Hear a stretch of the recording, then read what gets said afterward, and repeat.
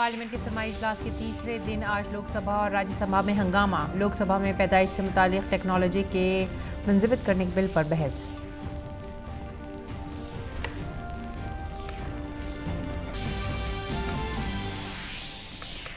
कोविड-19 की नई variant Omicron के पेश नज़र बैरून मुल्क के लिए परवाजें बहाल करने का फैसला टला। मरकज ने कहा उड़ान बहाल करने की नई तारीख बाद में की जाएगी तय।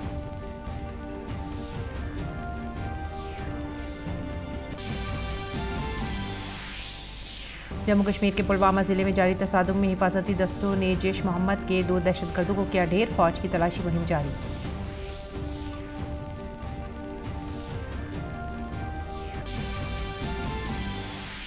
अशिया और खदमत टैक्स यानी जीएसटी नवंबर में बढ़कर 1.31 लाख करोड़ रुपए 1 जुलाई 2017 को नाफिज किए जाने के बाद यह है अब तक की दूसरी सबसे बड़ी वसूली।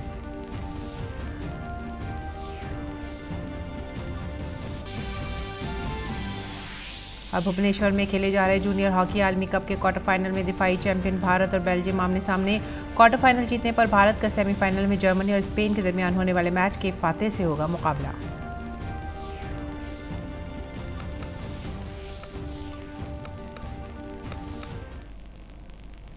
आदाब नाज़रीन, शाम 5:30 बजे की उर्दू खबरों में आप सभी का खैर मकदम है। मैं हूं सादिया अलीम। नजर डालते इस वक्त की खास खबरों पर। पार्लियामेंट के सरमाई इजलास के तीसरे दिन आज राज्यसभा की कार्रवाई अपोजिशन के हंगामा आराई के बाद दोपहर 2 बजे तक मुलतवी कर दी गई। वाज़ेह रहे कि राज्यसभा में अपोजिशन लीडर मल्लिकार्जुन खड़गे ने ऐवान में कल मुअत्तल हुए 12 अरकान का मामला उठाया, जिसके बाद हंगामा आराई के बाइस ऐवान की कार्रवाई मुलतवी करनी पड़ी।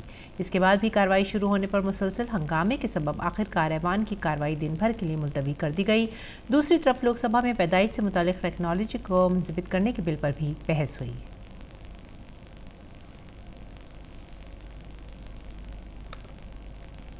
और पार्लियामेंटी उमूर के वजीर प्रहलाद जोशी ने हिज़्ब इख्तिलाफ को तनकीद का निशाना बनाते हुए कहा है कि महात्मा गांधी के मुजस्समे के सामने बैठकर ड्रामा करना मज़े का खेज़ है। उन्होंने कहा कि हुकूमत बहस के लिए तैयार है, अपोजिशन ऐवान में आकर बहस में हिस्सा ले और हंगामा आराई करके ऐवान के वक़ार को मजरूह ना करे। नकली गांधी पे कॉल के वो पूज्य महात्मा गांधी जी के स्टैचू के सामने बैठना ये तो बहुत हास्यास्पद है। इट इज रिडिकुलस एंड नकली गांधी डजंट अंडरस्टैंड एनीथिंग। इसलिए मैं उनको निवेदन करता हूं, आप कम से कम पश्चाताप व्यक्त करिए और आप हाउस में आइए। कल भी आप नहीं थे, डैम सेफ्टी के बिल बारे में हम पारित कर सकते थे, लेकिन अपने आप सरकार के तरफ से मैंने निर्णय लेके उसको पोस्टपोन किया हूं। आज चर्चा होने दो, क्योंकि हम भी कंस्ट्रक्टिव सजेशन और ओपन डिबेट सरकार चाहते हैं, इसलिए हमने कल पोस्टपोन किया है। कम से कम आज आप आइए, चर्चा में भाग लीजिए और अगर 12 एमपी आना चाहते हैं तो वो रिग्रेट व्यक्त करने दो, पश्चाताप व्यक्त करने दो। आगे बढ़ेंगे अगली खबर की तरफ। कोविड-19 की नए वेरिएंट ओमिक्रॉन के पेश नज़र बैरून मुल्क के लिए परवाजें बहाल करने का फैसला मुलतवी कर दिया गया है। मरकज ने इस सिलसिले में कहा है कि परवाजें बहाल करने की नई तारीख बाद में तय की जाएगी। नाज़रीन, आपको बता दें कि हुकूमत की जानिब से दूसरे ममालिक से आने वाले मुसाफिरों के लिए कोरोना के नए वेरिएंट ओमिक्रॉन के हवाले से जारी करदा नई गाइडलाइंस आज से नाफिज हो गई हैं। वज़ारत सेहत ने इस सिलसिले में बैनुल-अक़वामी परवाज़ों के ज़रिए मुल्क में आने वाले लोगों से मुतालिक रहनुमा हिदायत पर नज़रसानी की, जो आज से नाफिज हो गई हैं। अब तमाम मुसाफिरों को गुज़िश्ता 14 दिनों के सफ़र की तफसीलात फराहम करना होंगी। इसके अलावा RT-PCR टेस्ट की नेगेटिव रिपोर्ट को एयर सुविधा पोर्टल पर अपलोड करना होगा। खतरे के ज़ुमरे वाले 11 ममालिक से आने वाले मुसाफिरों को मुल्क में पहुंचने के बाद कोविड टेस्ट कराना होगा और हवाई अड्डे पर टेस्ट रिपोर्ट का इंतजार करना होगा। अगर मुसाफिर की रिपोर्ट नेगेटिव आती है तो उसे 7 दिन तक घर में क्वारंटीन में रहना पड़ेगा। इसके बाद 8वें दिन एक बार फिर टेस्ट कराना होगा और अगर नेगेटिव रिपोर्ट आती है तो उनके अगले 7 दिन तक खुद अपनी सेहत की निगरानी करना ज़रूरी होगा। खतरे वाले ममालिक के अलावा दीगर ममालिक के मुसाफिरों को हवाई अड्डे से बाहर जाने की इजाज़त होगी और उन्हें 14 दिन तक अपनी सेहत की खुद निगरानी करनी होगी। खतरे के ज़ुमरे में आने वाले 12 ममालिक में बरतानिया समेत यूरोप के ममालिक, जनूबी अफ्रीका, ब्राज़ील, बोत्सवाना, चीन, Mauritius, New Zealand, Zimbabwe, Singapore, Hong Kong और इसराइल शामिल हैं। महाराष्ट्र हुकूमत ने बैनुल-अक़वामी परवाज़ों के साथ साथ घरेलू परवाज़ के मुसाफिरों के लिए कोरोना वायरस की नई किस्म ओमिक्रॉन से पैदा खतरे के पेश नज़र नई गाइडलाइंस जारी की हैं। नई गाइडलाइंस के मुताबिक तमाम बैनुल-अक़वामी मुसाफिरों को इन ममालिक की तफसीलात देनी होंगी जहाँ का उन्होंने पिछले 15 दिन में सफ़र किया है। सफ़र के दौरान घरेलू मुसाफिरों के पास RT-PCR की रिपोर्ट मनफी होनी चाहिए। मरकज़ी हुकूमत के ज़रिए ख़तरनाक ज़ुमरे वाले ममालिक के तमाम मुसाफिरों को लाजमी तौर पर 7 रोज़ क्वारंटीन रहना होगा। मुसाफिरों की 7 दिन में दूसरे, चौथे और 7वें रोज़ की रिपोर्ट मनफी आनी ज़रूरी है।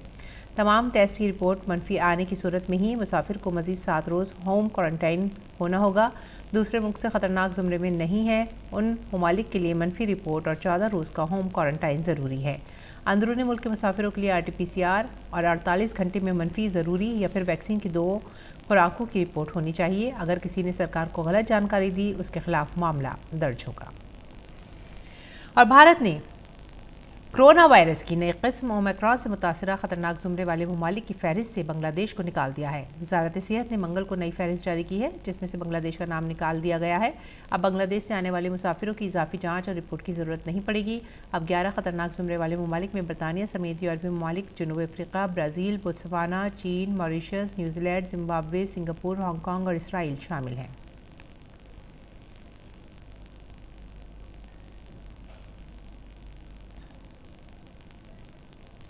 और मंगोलिया की पार्लिमानी पार्टी भारत के दौरे पर है।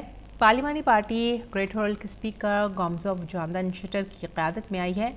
दरअसल आज मंगोलिया की पार्लिमानी पार्टी लोकसभा की कार्रवाई देखने पहुंची। लोकसभा स्पीकर ओम बिरला ने पार्लिमानी पार्टी का खैर मकदम किया। ओम बिरला ने तमाम अराकीन की जानिब से मंगोल दस्ते का खैर मकदम किया। पार्लियामेंट में मुलाकात के दौरान दोनों मुल्कों की मुश्तरका विरासत, रिवायात और तिजारत के मामलों पर बातचीत हुई।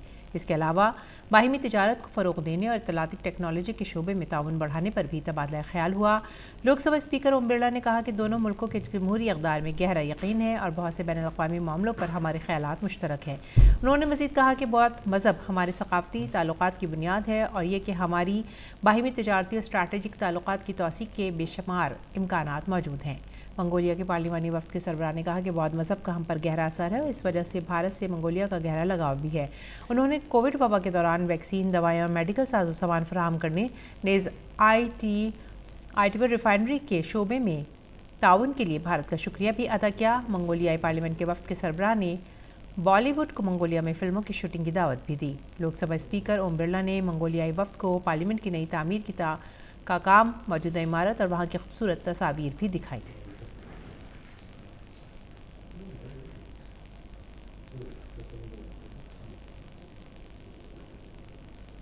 दुनिया की बड़ी मईशत वाले ममालिक में भारतीय इक़्तिसादी शरह तरक्की मौजूदा माली साल की दूसरी तिमाही में सबसे तेज़ है। बीजेपी के तर्जुमान सैयद ज़फ़र इस्लाम ने प्रेस कॉन्फ्रेंस में कहा कि कोरोना वबा पूरी दुनिया की मईशत पर असरअंदाज हुई है। भारतीय मईशत भी इससे अलग नहीं है, लेकिन इस दौरान वज़ीर आज़म नरेंद्र मोदी ने मुल्क के मफाद में जो फ़ैसले किए हैं इसका नतीजा दुनिया के सामने है। ज़फ़र इस्लाम ने कहा कि वज़ीर आज़म मोदी के सख्त फ़ैसलों की वजह से ही भारतीय मईशत आज मजबूती के साथ आगे बढ़ रही है। जी ने बहुत सोच समझ के अच्छे फैसले लिए। आज उसका प्रमाण उस फैसले का आज जो है पूरी दुनिया जो है एक्नॉलेज कर रही है कि हिंदुस्तान की इकॉनमी में जिस तरह से फैसले लिए गए, आज ये दुनिया के ये कोई सीक्रेट नहीं है, दुनिया की सबसे तेज़ तर्रार इकॉनमी है, तेज़ी से ग्रो कर रही है और ग्रोथ मोमेंटम जिस तरह से इकोनॉमिक एक्टिविटीज़ जो है वो दिख रही है, उससे साफ इसके संकेत है कि आगे आने वाले दिनों में हिंदुस्तान जो है कि हिंदुस्तान की इकॉनमी और तेज़ी से ग्रो करेगी। नाज़रीन, आपको बता दें कि अशिया और खिदमत टैक्स यानी GST की वसूली नवंबर में बढ़कर 1.31 लाख करोड़ रुपए हो गई, जो लगातार 5वें महीने 1 लाख करोड़ रुपए से ऊपर है और त्योहारों के मौसम की तेज़ी को जाहिर करता है। 1 जुलाई 2017 को GST के निफाज के बाद ये दूसरी सबसे बड़ी वसूली है। अक्टूबर 2021 में GST महसूल 1,31,526 करोड़ रुपये रहा, जिसमें GST 23,978 करोड़ रुपये, SGST 31,127 करोड़ रुपये, IGST 66,815 करोड़ रुपये और सेस 9,606 करोड़ रुपये है। इस बार लगातार दूसरे महीने में GST महसूल 1.30 लाख करोड़ से ज़्यादा रही।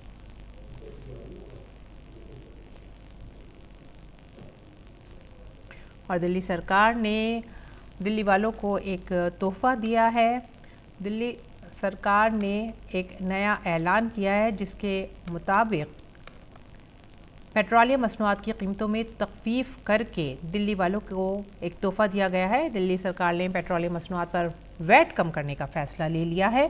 पेट्रोल की कीमतों में तकरीबन 8 रुपये फ़ी लीटर की तखफीफ की गई है। दिल्ली सरकार ने पेट्रोल पर वैट को 30% से घटाकर 19.40% कर दिया है। नई शरहें आज आधी रात से नाफिज होंगी।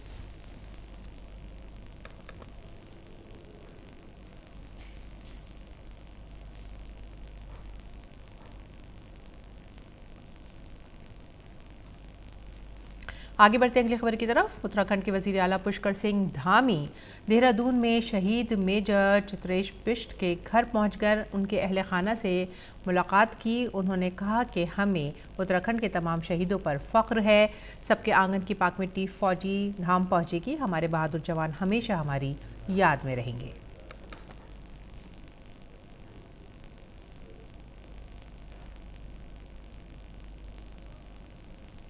हमें गर्व है मेजर चित्रेश बिष्ट पर, हमारे उत्तराखंड के सभी शहीदों पर, जिन्होंने अपनी देश की रक्षा के लिए, हमारे देश की रक्षा के लिए, देश की एकता के लिए, देश की अखंडता के लिए अपने प्राणों का बलिदान दिया है। और सबके आंगन की जो पवित्र माटी है वो सैन्य धाम पहुँचेगी और हमेशा हमारे ये वीर बहादुर सैनिक जिन्होंने देश के लिए अपनी शहादत दी है वो हमारे हमेशा स्मरण में रहेंगे, हमारी आने वाली पीढ़ियों के स्मरण में रहेंगे। हमारे देश के यशस्वी प्रधानमंत्री नरेंद्र मोदी जी ने जो 5वां धाम सैन्य धाम यहाँ बनाया है, उसकी घोषणा की है, वो सैन्य धाम में सबका योगदान होगा और सबकी उसमें सभी का एक तरह से सहयोग होगा। और अगली खबर मुंबई से। मुंबई में एक बार फिर शदीद बारिश के हवाले से अलर्ट जारी कर दिया गया है। महकमा मौसमियात ने आज मुंबई में शदीद बारिश की पेशनगोई की है। महकमा मौसमियात के मुताबिक खुद को मुंबई और उसके आसपास के इलाकों में तेज़ बारिश हो सकती है। शुमाली गुजरात और शुमाल मगरबी महाराष्ट्र में शदीद बारिश की वार्निंग जारी की गई है। महकमा मौसमियात की तरफ से जारी की गई पेशनगोई के मुताबिक पालघर, थाने और मुंबई में बारिश सबसे ज़्यादा हो सकती है। ये इलाके ज़्यादा मुतासिर हैं। आंध्र प्रदेश और उड़ीसा के साहिलों से हफ्ते की सुबह तूफ़ान भी टकरा सकता है। इस तूफ़ान की वजह से इन दोनों रियासतों के साहिली इलाकों में शदीद बारिश का इम्कान है। महकमा मौसमियात के मुताबिक शुमाल मशरक़ी रियासतों में 5 से 6 दिसंबर को बारिश का इम्कान है। महकमा मौसमियात की तरफ से जारी करदा मौसम बुलेटिन में कहा गया है कि बहरे अंडमान के ऊपर एक कम दबाव का इलाका अगले 12 घंटे में बनने का इम्कान है और जुमे के आसपास वस्ती खलीज बंगाल के ऊपर एक गर्दावी तूफ़ान में ये बदल सकता है। अगले 24 घंटों के दौरान महाराष्ट्र के साहिल से दूर मशरक़ी वस्ता बहरे अरब पर कम दबाव का इलाका बनने का भी इम्कान है।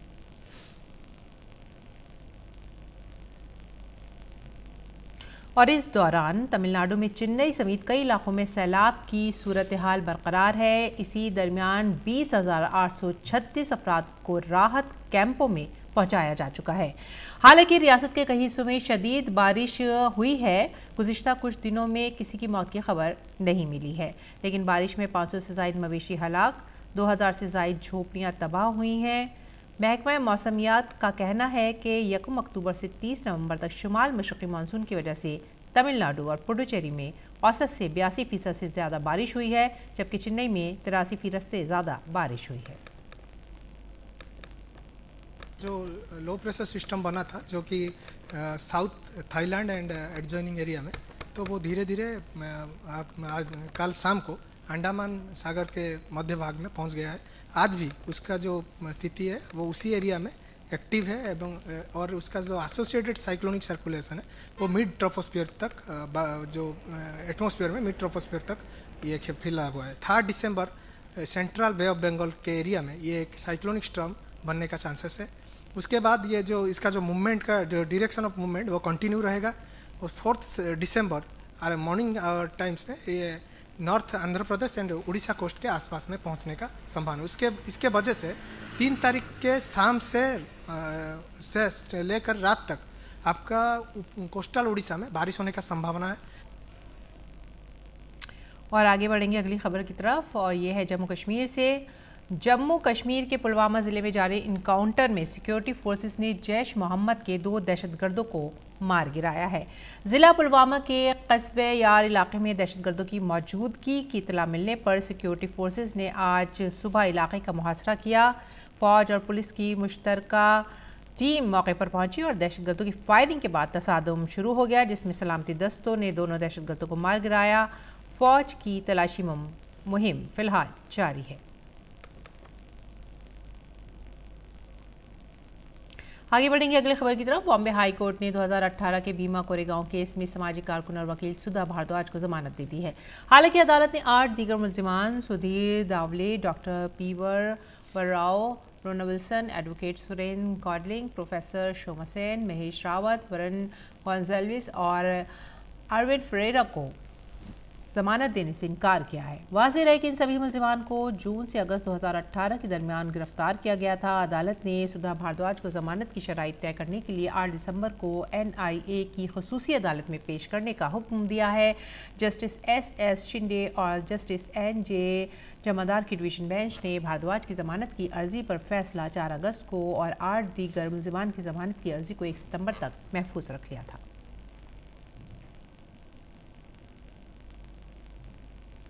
नाजरीन, नागालैंड रियासत आज अपना 59वां यौम तासीस मना रही है। 1 दिसंबर 1963 को आज ही के दिन नागालैंड रियासत का क़याम अमल में आया था, जिसके बाद ये भारत की 16वीं रियासत बन गई। नागालैंड सयाहों के लिए भारत में सबसे ज़्यादा पसंदीदा हिल स्टेशनों में से एक है।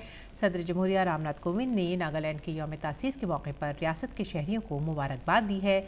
एक ट्विटर पैगाम में सदर ने कहा कि रियासत के यौम तासीस पर नागालैंड के लोगों को मुबारकबाद। नागा कबाइल की भरपूर सकाफत और रिवायात हमारी कसरत में वहदत को तक़वियत देती हैं। मैं 2017 में अपने दौरे के दौरान वहाँ के लोगों की गर्मजोशी को याद करता हूँ। रियासत के लोगों और रियासत के रोशन मुस्तक़बिल के लिए मेरी नेक ख्वाहिशात। वज़ीर-ए-आज़म नरेंद्र मोदी ने नागालैंड के यौम तासीस पर आवाम को मुबारकबाद दी है। अपने ट्विटर पैगाम में वज़ीर-ए-आज़म ने कहा कि नागालैंड के यौम तासीस के ख़ास मौके पर रियासत के शानदार लोगों को मुबारकबाद। नागा सक़ाफ़त, बहादुरी और इंसानी इक़दार की अलामत है। नागालैंड के लोग भारत की तरक्की में बढ़ चढ़ कर हिस्सा ले रहे हैं। मैं आने वाले सालों में नागालैंड की तरक्की के लिए दुआ गो। और बॉर्डर सिक्योरिटी फोर्स BSF आज अपना 57वां यौम तासीस मना रही है। भारत पाकिस्तान और भारत चीन के दरमियान जंगों के बाद 1 दिसंबर 1965 को एक मुत्तहिद मरकज़ी एजेंसी के तौर पर BSF की तश्कील की गई थी, ताकि भारत की सरहदों और इससे मुंसलिक मामलात की हिफाजत को यकीनी बनाया जा सके। इस वक्त BSF के पास 188 बटालियन है और ये 6385.36 किलोमीटर तवील बैनुल-अक़वामी सरहद की हिफाजत करती है, जो नाकाबिल रसाई सहराओं, दरियाओं, वादियों और बर्फ़ से ढके इलाकों तक फैली हुई हैं। यौम तासीस के मौके पर परेड और दीगर प्रोग्राम मुनक़्क़िद किए जाएंगे। और बैनुल-अक़वामी खबरों पर नज़र डालेंगे। अमरीकी रियासत मिशिगन के ऑक्सफोर्ड में वाक़ एक हाई स्कूल में 15 साला तालिब इल्म ने फायरिंग करके 3 तलबा का कत्ल कर दिया। मरने वालों में एक 16 साला तालिब इल्म और 14 और 17 साला तालिबात शामिल हैं। फायरिंग के वाक़े में 8 दीगर ज़ख्मी हुए हैं। ज़ख्मियों में से 2 की हालत तशवीशनाक है और वो ज़ेर इलाज हैं। बाकी 6 की हालत मुस्तहकम बताई जा रही है। ज़ख्मियों में एक टीचर भी शामिल है। पुलिस के मुताबिक 15 साला मुश्तबा शख्स ने सेमी ऑटोमेटिक हैंडगन से 15 से 20 राउंड गोलियां दागी। हमले के पीछे मुश्तबा शख्स की मंशा क्या थी, इसका अभी तक पता नहीं चल सका है। अमरीकी सदर जो बाइडन ने इस वाक़े पर दुख का इजहार करते हुए कहा है कि हलाक होने वालों के अहले खाना के तई ताज़ियत।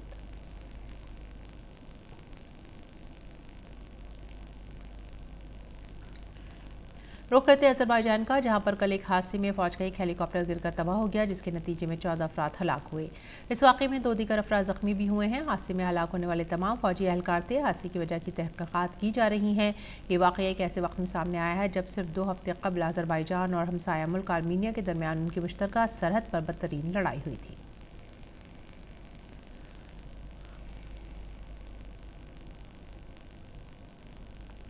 ओमिक्रॉन नामी कोरोना वेरिएंट ने पूरी दुनिया में खौफ हरास पैदा कर दिया है। ये अब दुनिया भर के मुसाफिरों में तशवीश का बायस बन गया है। दरअसल ब्राज़ील के हेल्थ रेगुलेटर एंसोया ने मंगल के रोज़ कहा कि ब्राज़ील के 2 अफराद ओमिक्रॉन कोविड-19 वेरिएंट से पॉजिटिव पाए गए हैं। लातीनी अमेरिका में नए वेरिएंट का पहला मामला सामने आया है।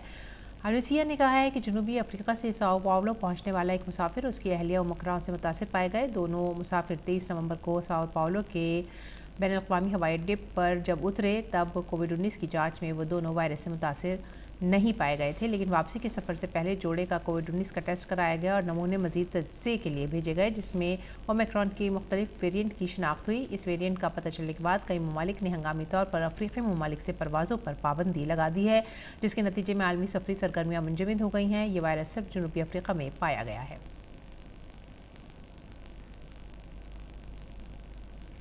अमेरिका के आला मुत्तहदी इमरात के बाहर एंथोनी फॉसी ने कहा है कि 20 ममालिक में कोरोना वायरस के नए ओमिक्रॉन वेरिएंट के कम से कम 226 मामलों की तस्दीक हुई है। प्रेस कॉन्फ्रेंस के दौरान उन्होंने कहा कि एक रोज़ कबल 18 ममालिक में ओमिक्रॉन वेरिएंट के 205 मामलों की तस्दीक हुई थी, जो कि अब 20 ममालिक में बढ़कर 226 हो गए हैं। इसके अलावा एंथोनी फॉसी ने खदशा जाहिर किया है कि नए वेरिएंट के मामले मजीद बढ़ेंगे। इसके अलावा उन्होंने कहा कि ओमिक्रॉन वेरिएंट से ये जानना मुश्किल है कि आया नया वेरिएंट संगीन बीमारी का बायस बनेगा, क्योंकि जनूबी अफ्रीका में इब्तदाई मालूमात के मुताबिक इसमें कोई गैर मामूली अलामात जाहिर नहीं हुई हैं। अमेरिका समेत दुनिया भर के ममालिक ने ओमिक्रॉन के नए वेरिएंट पर तशवीश का इजहार किया है और जनूबी अफ्रीकी ममालिक पर सफरी पाबंदियां आयद कर दी हैं, जहां इस तरह के पहले मामले दर्ज हुए थे। इस बीच दुनिया भर में कोरोना की वबा के खतरे के दरमियान यूनान 60 साल से ज़्यादा उम्र के लोगों के लिए कोविड-19 टीकाकारी को लाजमी करने जा रहा है। यूनान में 60 साल से ज़्यादा उम्र के अफराद की जानिब से टीका लेने से मना करने पर 100 यूरो का जुर्माना आयद किया जा सकता है। पार्लियामेंट में इसके हक़ में वोटिंग होगी। यूनान के वज़ीर आज़म ने इस फैसले की वजाहत करते हुए कहा है कि जुर्माने की मद में जमा की गई रकम मुल्क के निज़ाम सेहत को मजबूत बनाने में काम आएगी। यूनान में अब तक 9,38,000 से ज़ायद कोरोना के मामले सामने आए हैं और 18,000 से ज़ायद अफराद की मौत हुई है। और आज एड्स का आलमी दिन है। इस साल का मौजू अदम मसावात को मिटाएं और एड्स का खात्मा करें है। एड्स का आलमी दिन हर साल 1 दिसंबर को पूरी दुनिया में मनाया जाता है। इसका बुनियादी मकसद एड्स के बारे में अवामी शऊर को बढ़ाना है। एक्वायर्ड इम्यूनो डिफिशेंसी सिंड्रोम में वबाई बीमारी है, जो एक इंसानी इम्यूनो डिफिशेंसी वायरस की इन्फेक्शन की वजह से होती है, जो मदाफाती निज़ाम को नुकसान पहुँचाता है। एड्स का आलमी दिन पहली बार 1988 में मनाया गया था।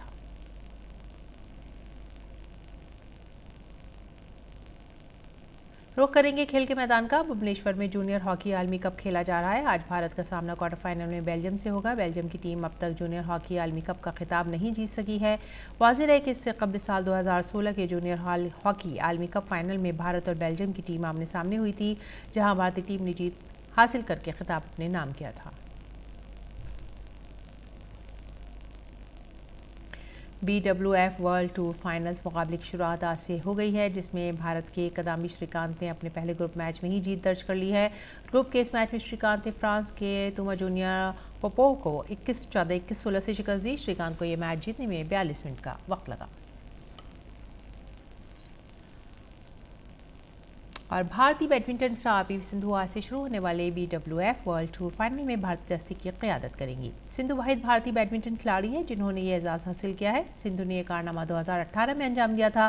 सिंधु आज अपनी मुहिम का आगाज़ करेंगे, जहां उनका मुकाबला डेनमार्क की लाइन क्रिस्टोफरसन से होगा। सिंधु के अलावा मर्दों के ज़मरे में कदाम्बी श्रीकांत और लक्ष्य सेन भी अपनी मुहिम का आगाज़ करेंगे।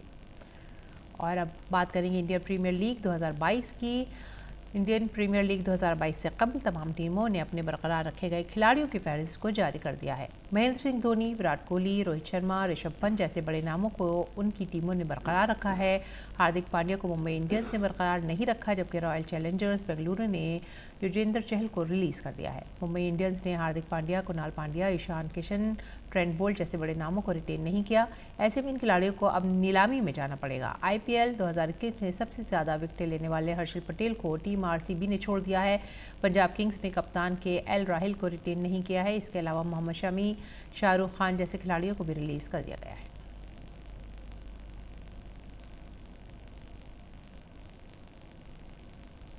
और नाजरीन, अब वक्त हो गया आपसे विदा लेने का, लेकिन जाने से पहले आपको लेकर चलते हैं चिली, जहां wing suit pilot Sebastian Alvarez ने फ़ाल आतिशफ़िशा के ऊपर परवाज़ भरकर एक नई तारीख रकम की है। आप इन पुरकशिश मनाज़िर से महसूस हों और हमारी पूरी टीम को दीजिए इजाज़त। आदाब।